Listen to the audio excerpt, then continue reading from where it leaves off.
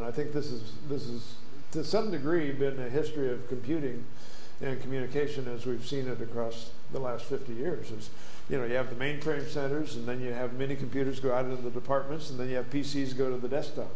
Right. And I think we're going to see the same thing with these. There's something movie theaters do that even teleimmersion doesn't do. That, you know, there's a spectrum here, and I think we're going to see it all. But at bottom, I believe what we're aiming toward, and I think that was Andrew, what you did in the first panel, illustrated it nicely. We're eventually, and eventually isn't very far away, almost all of us, and maybe it was Mike you were commenting on, there's going to be a camera both directions in a credit card sized iPhone that the world can afford.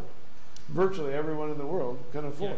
Yeah. And that just turns this whole discussion to one of what do you do with that ubiquity, more than will it happen. Yeah, exactly. So I think that's, I completely agree with my colleague in that regard, where, you know, the ubiquity is coming. Yeah. And the same kind of quality that you can get out of a telepresence system right now, which is different than the video experience. But the same kind of quality that you can get from that will come down to the individual level. There's just no doubt about it. It doesn't have to be Cisco that's delivering it, but it's just that's the way that the technology is going.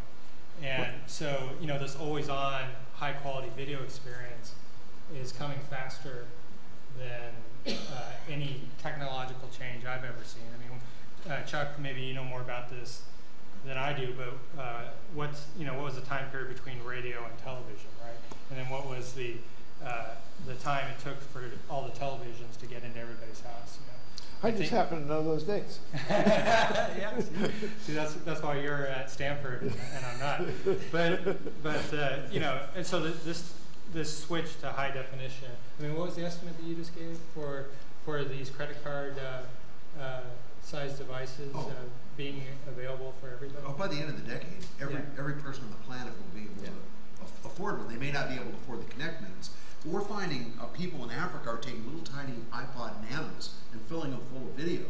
They can, you know, on a Nano, they can take up 8 hours of low quality video and take it out somewhere and then reuse it. Independent of the communications network, we're seeing an incredible democratization of the video experience.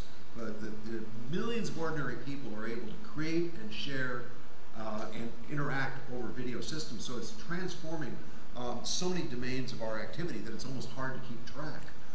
But for sure, education and business collaboration are two of the top level kind of domains where there's just radical changes.